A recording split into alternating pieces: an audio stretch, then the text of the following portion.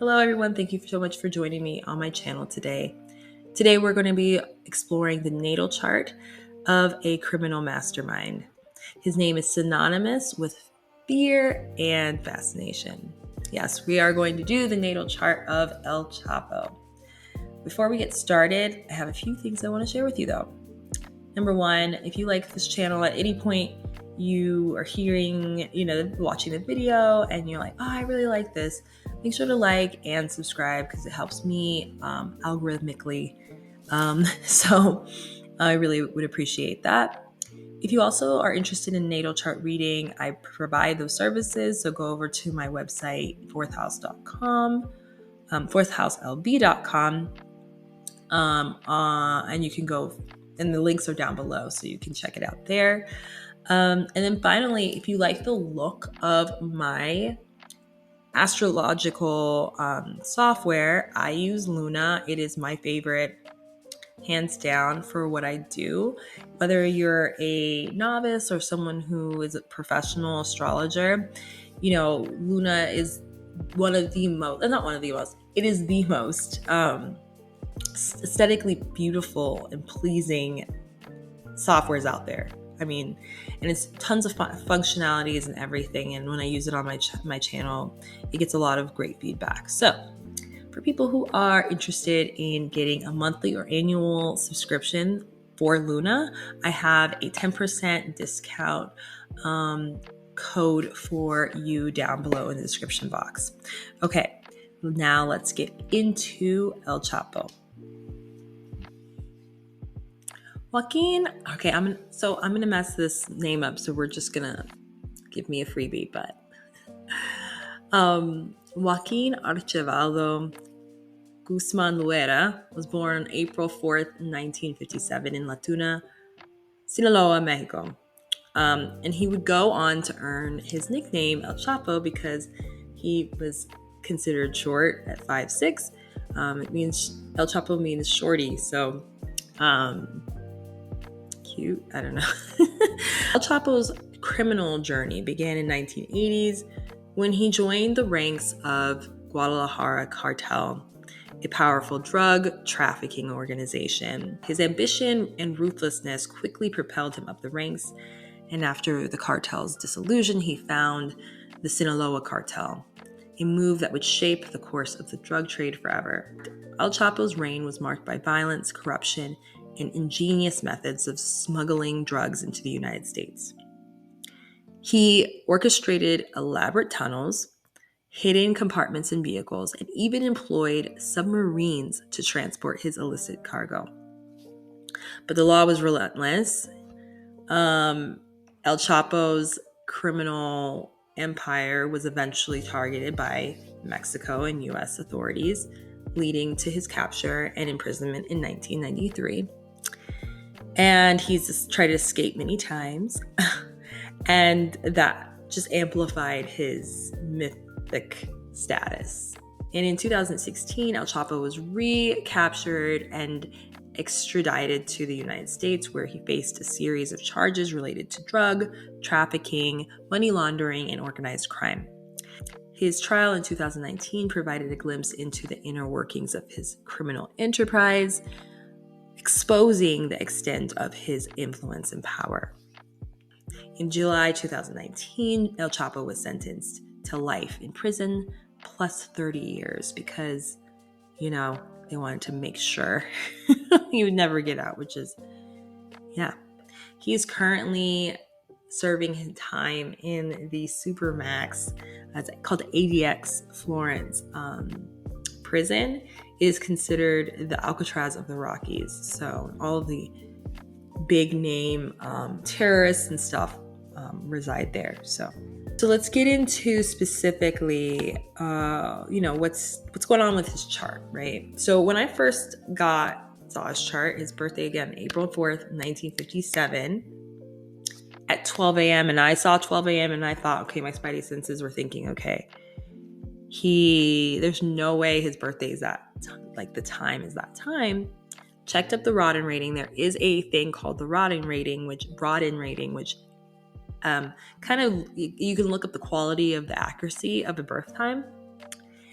for usually public figures, of course. And yeah, sure enough, it said that the birth time was from his birth certificate. So we are going to go with that. And even if it was off at 15 minutes, it still wouldn't make an impact. So it's a good time. And because his birth time was so remarkable, I thought to myself, you know what, we're going to do a little bit of numerology to kind of explore his personality a little bit. So let's get into that. So his life path number is 3. In numerology, life path numbers indicate who you are at the core, but it also has this aspirational element to it, similar to the sun. And a 3 is ruled by Jupiter, and it's associated to intellect, expansiveness, and just overall abundance. And it has a little bit of mercurial energy where it has it's associated to people having mood swings. So then I also laid out, oh, by the way, his birth time is 12 a.m. on the dot. So I just 1 and 2 makes 3. So again, it supports that number 3 energy. And then I also broke out his name to kind of, because you could do that with this numerology, you can break out the name and the numbers associated to each letter in the name to figure out what is his energetic composition. And a lot of ones. He has a lot of ones, 1 energy, which is, again, the sun energy, representing leadership and courage and creativity. And, this person can be susceptible to being self-focused. The energy that I did not see any of, 0 energy, was the energy of number 2. Number 2 is associated to balance, peace, diplomacy.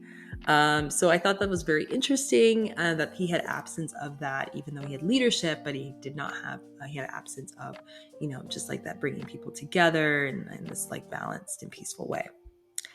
And also I did notice that, again, with the 12 a.m., I did do some research, and there is an indicator for the time of birth, or a signification for the time of birth. And that time of birth, again, very intellectual person, very resourceful, very, again, smart. I looked up his IQ. It's 136. So that's really good, above average. IQ, they usually test criminals in prison for their IQ. So that, if you want to know. But anyways, this type of person would be really good at making money, turning anything into money, and would be very family oriented. So yeah, I just thought it'd be interesting to take a look at him in that perspective, because I don't know, I find that's very significant, and I think it all rings true. So let's get to the specific chart. He's an Aries sun, Gemini moon at 0 degrees, and he's a Capricorn rising. So the summary of the big 3 here would be he is a natural born warrior who achieves his leadership status by hard work and diligence, with the heart of an intelligent, funny trickster. A lot of people said he was funny, like a lot of people. So that's something that is really interesting. And we already know, I mean, Mercury, specifically Gemini. Gemini is associated to intellect, but it also is like the trickster. So, and I think you have to be the trickster and really sly and clever to do some of the escapes that he did. So he's an Aries sun, and it's an exalted sun. So whenever I see, Aries sun, or, a Leo or Leo rising or something like that, or Aries rising, I'm going to automatically look for where the sun is positioned on the chart. And his sun is at the bottom of his chart. When the sun likes to shine, right? Like, it likes to be at the top of the chart, where it's the hottest, the most potent. And so when you have the sun at the bottom of the chart, it's at nighttime. That's not where it can be seen. And that's not the ideal placement for it. So the behavior that comes out of someone whose sun is at the bottom of the chart would be someone who, I don't want to say little man syndrome, but it's definitely giving the feeling that they have a lot to prove. The sun is the pinnacle, right? If you could get the sun at the top of the chart, that's like the pinnacle of a person's sense of success and achievement. And so at the bottom of the chart, there's this inability to access the feeling of, I made it. And so his soul just will never feel or know when enough is enough when it comes to success. I mean, we can even say the soul doesn't know when something's enough, even when it comes to relationships, because as you can see here, the sun is conjunct Venus. Venus is relationships. Venus is women, money. All that can be applied to that notion of not knowing when enough is enough. But his soul contract will make it difficult for him to feel as if he's fully ascended to the heights that he wants. The way his sun is behaving, and just again being at the bottom, it's in Aries, it's very martial. It really wants to fight in order to achieve, to protect, and to ascend. So this is a huge motivation for him in his life. I think it's also interesting that his moon and which is his safety and security, and his Mars, and we'll get to his moon in a second, but his moon and Mars are in Gemini, very, again, motivated by intellect and, the intellectual space. And it's funny because he always said there's always a way out. There's always a way out. That was his saying. And so I think that he's always kind of in this like mindset of trying to find the puzzle and, solve the puzzle. And I think that's just, I don't know, very interesting. The sun is trining his Saturn, which means that he, will have ability to do anything he puts his mind to, specifically with people in his life, specifically through relationships. That's going to be, people will help him a lot in his life. We notice that also he's, in the sun is in the third house. Third house is communities and neighborhoods and things like that, where you grew up. And the sun is there. So he is an authority figure and seen as an authority figure in his neighborhood and his community. And I think that's very interesting. I mean, like, he's been able to break out of prison, I think at least once, right? And you can't do that without a significant support system and people who believe in you, or at least, I don't know if they necessarily believe in him, but they're at least scared enough to comply. And they see him as someone who's worth, pulling out of situations.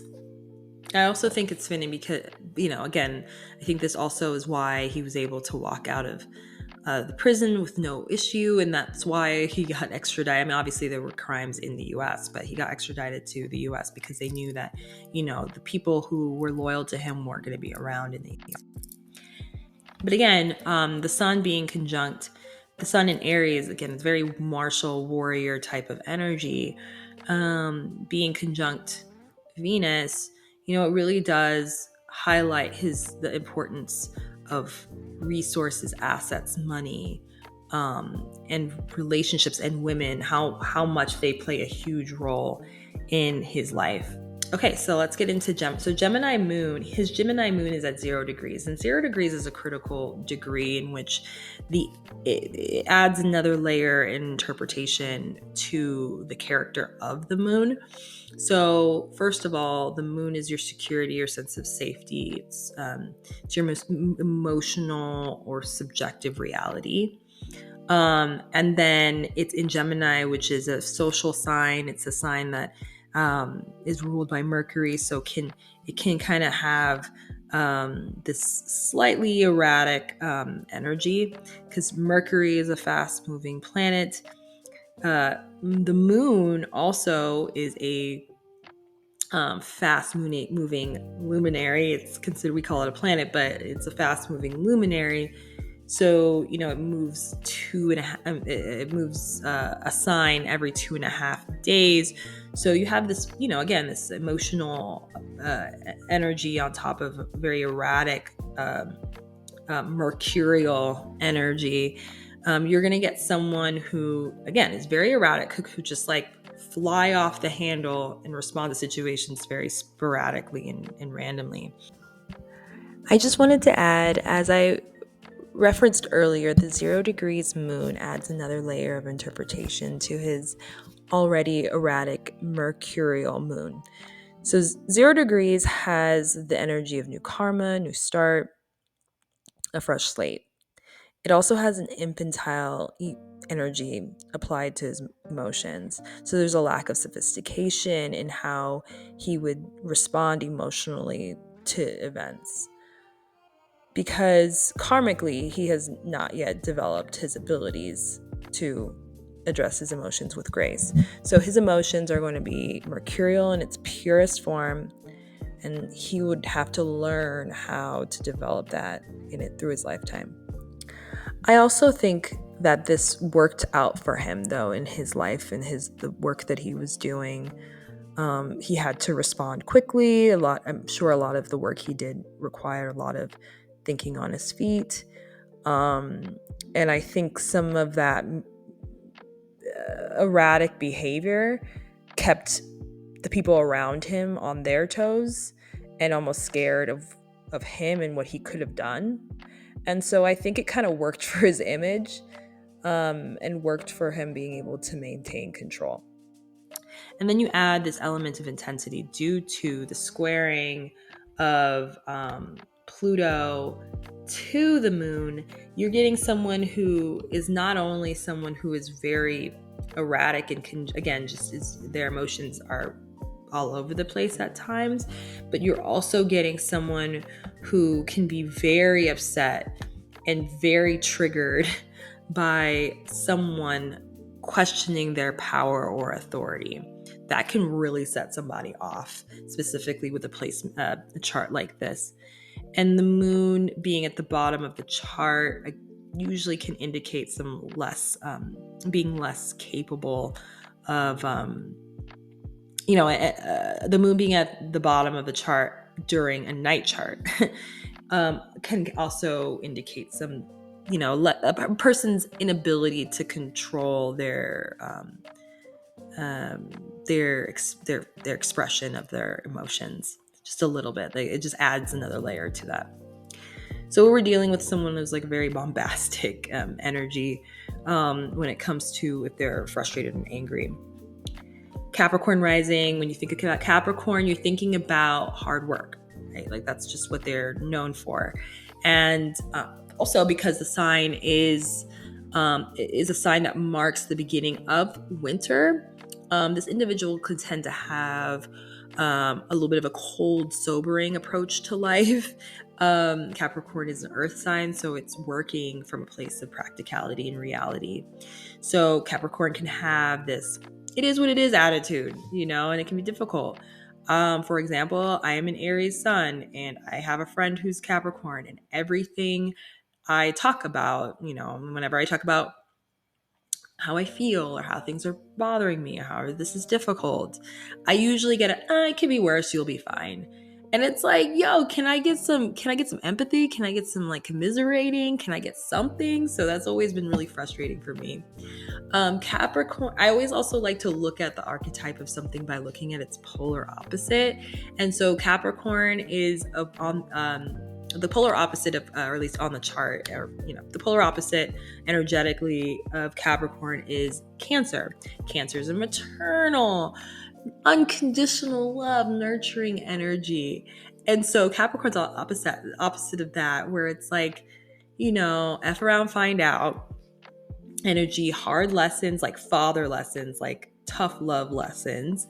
And so, I could see how I see how this is how people saw El Chapo. Is this like no playing around type of guy, but in his heart, he had a levity about how he was and how I think he saw him. I bet he thought he was really funny and just like kept things light. But, I think that energy can easily swing, go left really quickly if again, his power was questioned or he was going through something. So then we have the Saturnian energy right here, of hard work and cutthroat approach to business was what made him so successful and worthy. I mean, in the intro, I said that, right, where he was ruthless, and that coldness really does help. Saturn's in Sagittarius, and I do think it's interesting that the work Saturn did is in Sagittarius. Sagittarius being the sign associated with export, traveling, foreign places, and it's literally translating to work related to exporting goods. So Saturn opposes his Mars in the 5th house, which could indicate authorities, getting in his way, like he's wanting to do certain things and move forward on things, but they can be blockers. Saturn can also represent the father. And I'm curious if the father forced him into this life. Maybe he was motivated by education and self-expression, but then his father was like, no, you really can't do all that. And he had to probably change his style of learning, or what he learned. I say this because Mercury is so close to the IC. So the ruler of Mars is Mercury. Mercury is so close to the IC. So the IC represents your familial, right here. So Mercury is right here. So the IC represents the familiar roots, the emotion, your emotional foundation. It can also describe where you grew, the conditions you grew up in, the nature of the living situation. And Mercury is so close to the IC, it stuck out to me. I mean, I first thought that education was a really big deal for him, and that he was, forced, some parents and some families are like, we prioritize education around here, no shenanigans. But it was not the case. He actually got pulled out of school really young. So then I was thinking to myself, I'm like, oh, it's Mercury. It's Mercury in Gemini. I'm sorry, it's Mercury in Aries. So this is indicating education. Education that's coming from the school of hard knocks. So it's, learn as you go, on the fly, learn on the job, learn on the fly type of energy. And so it's creating this mutual reception between Mercury in Aries and then Mars in Gemini, which really harmonizes and helps him learn the street and like drug trade really, really quickly. And so, yes, education is important, and his knowledge is very important to his foundational growth and his, in his childhood. But it's not the type of traditional education that we think of. So I think that was kind of interesting. So we have to remember he was a criminal mastermind, okay? He was very smart. And I got a quote from good old Wikipedia because it's a very reputable source. And it says that Guzmán oversaw operations whereby mass cocaine, methamphetamine, marijuana, and heroin were produced, smuggled into, and distributed throughout the United States and Europe. He achieved this by pioneering the use of distribution channels and long-range tunnels near borders, which enabled him to export more drugs to the U.S. than any other trafficker in history. Guzmán's leadership of the cartel also brought immense wealth and power. Number 3 in numerology. And Forbes ranked him one of the most powerful people in the world between 2009 and 2013, while the DEA estimated that he matched the wealth and influence of Pablo Escobar. So he was that guy. Like, I mean, what else can you say? But, let's get into some of, he's obviously where he is, and let's look into his karma. So his South Node is in Taurus.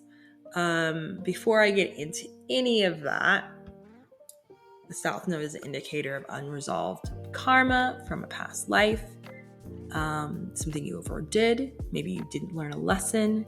And then your South Node is an area where you have gifts in life, natural gifts because you've done it before. But it's not for you to stay in the South Node, but it's for you to take your natural gifts and run towards your North Node. Sometimes that running process gets impeded and blocked by other planetary influences. But the idea is that you should try to, in order to live a life of purpose, you try to go towards your north node. And so his south, and by the way, if you're not into past lives, let's talk about ancestral trauma, right? Like we can do that. Like ancestral trauma is all over this chart. So if you don't like that, you can do that. You can also just do like naturally the circumstances in which he was born into. So maybe he was born into a family, not necessarily ancestral trauma passed down, but it could be that he just happened to be born into a situation that was a little bit more violent. So, I mean, and that's just one, perspective, okay? So South Node and Taurus, we already know what South Node is about. Taurus is the sign that is associated to stability, security, and simplicity. Straight up. And it's about the sensory experiences of life. So it's about money, it's about assets, it's about relationships, but it's not even about relationships, actually. It's about the things you have. It's more tangible. So it's more about money, assets, things that make you feel safe, okay, and stable. And so stability is going to be really big for him, specifically financial stability. Money has always been a big motivator for him because I think he was taught at a young age that that's something that's very important. And, money is going to be important for him to obtain and sustain it. All that stuff is going to be important. And with the ruler of the South Node being Venus, being conjunct his sun. His sun is his identity, his vitality, how he shines in this life. Just being wrapped up into the meaning of his South Node. It's like he's identifying deeply with his South Node.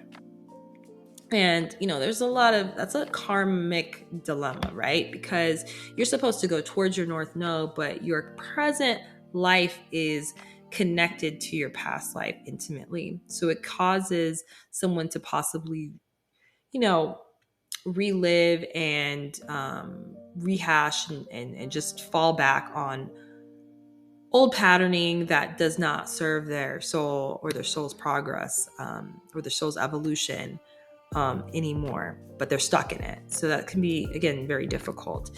The karmic dilemma continues with the nodes forming a fixed cross with Pluto and Chiron in the financial houses. Again, highlighting power and control and the insecurities that motivate his thirst for more and more wealth. And because, again, wealth for him means power and that security that he wants. Planets that square the nodes tend to be blockages to someone and achieving their north node. So again, Pluto and Chiron being the wounding around being different, and Pluto being the power and dominance and control, dark-sided behaviors and taboo activities are going to block him from being able to access his north node. So there has to be a lot of working out, healing, relinquishing control in certain areas for him to be able to do that. And because they're in fixed signs, it's going to be very, very hard. That energy is going to be stagnant. It's going to be difficult to break through and to kind of go towards their purpose. This person will have a hard time, again, getting to that, and they'll just kind of revert. I mean, the tendency, I'm not saying always, because I have people with, fixed crosses yelling at me in the comments. I'm not saying that's always that way, but you have to be extremely aware of what's going on to be able to get past that, to work through that, because it's very difficult. It's very stagnant energy. I'm going to just quickly touch on Neptune, and then I'm going to go. I think we're good to go on this chart. Planet's really close to angles. So we're talking the MC, we're talking the IC. Any planet's really close to angles will have a significant imprint. It kind of bleeds into the significations of that angle. So for example, that's why I said Mercury, and I thought that education was going to be very huge in his foundational experience in life, because Mercury is learning and all that. And it had the flavor of the martial, more violent approach to that, right? Or, perspective of learning. So with Neptune conjunct his MC, Neptune, first of all, the MC in midheaven is right here. And so, you look at that, and Neptune is associated um, to dreams, intuition, spirituality, spiritual transcendence. Like it's associated to even spiritualism, like how you look at spirituality. It also is associated to poisons and drugs and things like that. So this is very on brand for it being in the 10th house of his career. Specifically that being in Scorpio, it's this, the dark, the under the belly of society, him selling drugs, it just kind of stands out and is very on the nose with that. So I usually would look at Neptune and I would think to myself, okay, especially next to MC, I'm like, okay, is he a pastor? Did he, where does his public image align to his spirituality or something like that? Because it also can be associated to mysticism and all that. So come to find out, he's very superstitious, and he used a lot of, he followed church and religion very closely, but he also had spiritual workers come through and help him as well to navigate his chaotic life. But Neptune, whenever I see Neptune making hard aspects, so where these red lines are, if it's making hard aspects to anything, I'm going to start questioning what is being hidden, what is being, what's being distorted about this person. And I'm going to see, okay, is there rose-colored glasses? Like, what's the deal? But something's not as it seems. And so we have, you think, and I'm just going to start painting a picture because I think it's the best way to explain this. So you have a kid who's raised in a space where he's taught Mercury, and I see at a young age that, certain truths about life and family and how you should make money and, what you need to do to get ahead, right? And you have a person that's raised in that space, and then you have across from that this lie, right? So a lie that is basically going to support this child, their ideology, the mythology of why they're doing the work that they do. So Neptune is creating almost like this, projecting this fairy tale, I can see someone being seen as like him feeling like, oh, I'm the savior of my community. I'm making lives better. I'm bringing money to my family. I'm taking care of my family. I'm doing the right things. And he's been taught these lies. He's been given wrong information at a very young age. And it makes it I think that's a big motivator, and what defines him as who we know him as is someone who is pretty much horribly misinformed at a young age, coming out into this life, pushing out poisons into the world, and based on a lie. Because I think that when you do this type of work, you do have to believe it at some level. And you have to believe that for some reason it works for you. So that's just some point. And then also this opposition actually makes a T-square to Uranus. So obviously tensions of the career and responsibilities of family are going to create tension in his relationships and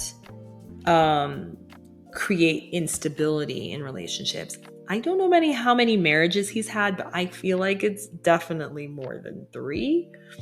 But that kind of plays into that as well, where, you know, the lifestyle of, you know, the work that he's doing can be, you know, destabilizing to a relationship. Also, really quickly, to bring back everything when you talk about the relationship, you look at Chiron in Aquarius, you're seeing wounding also in relationships as well, self-esteem issues. And I think that I think him creating his own power within himself helped, but I think it's, you know, the way he did it, obviously horrible violence and, you know, atrocities toward people, obviously did not help him serve his highest purpose. But I think for him, he felt like he was being able to access a part of him that made him unique and, you know, authentically himself. But I think, again, that created disruption within his relationships. His South Node ruler again is Venus. And again, we're talking about it's in Aries. So again, a lot of the violence and, you know, the way the lifestyle was very difficult to the people that he was married to. I listened to this thing about him, and they were saying that what got him at the end was his need for relationships and women, and that his self-undoing was pretty much due to him having to have all these flings and these women he's meeting all the time. And that kind of got a little sloppy and he ended up getting found. That's the short story of what happened, but it's way longer than that. And I think that kind of calls to, again, the thing that undid him was him identifying too much with his South Node. He, you know, again, I keep seeing this with multiple situations of people who are criminals and stuff. They get stuck in this South Node rut where they just can't get past it. And so they just keep repeating the same mistakes over and over again. And I think this is, again, another testimony of how, again, you're supposed to take your South Node gifts, run with that, go to your North Node and live a life of purpose. But again, the fixed cross, it's going to be very difficult for him. So that, I think, ends this video. I hope you enjoyed it. Again, like, subscribe, and hit the notification bell so you can watch any future videos. And until next time, bye.